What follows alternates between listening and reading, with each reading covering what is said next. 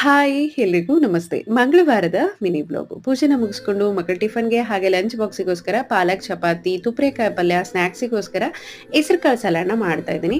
ಪಾಲಕ್ ಸೊಪ್ಪನ್ನ ಚಿಕ್ಕ ಚಿಕ್ಕದಾಗಿ ಕಟ್ ಮಾಡ್ಕೊಂಡು ಅದಕ್ಕೆ ಸ್ವಲ್ಪ ಉಪ್ಪು, ಕಾಲಂಜಿ ಸೀರಿಸು, ಅಜಿವಾನನ ಹಾಕಿ ಚೆನ್ನಾಗಿ ಕಲಸಿ ಒಂದು 10 ನಿಮಿಷ ಬಿಟ್ಬಿಟ್ರೆ ಸೊಪ್ಪೆಲ್ಲ ತುಂಬಾ ಸಾಫ್ಟ್ ಆಗತ್ತೆ.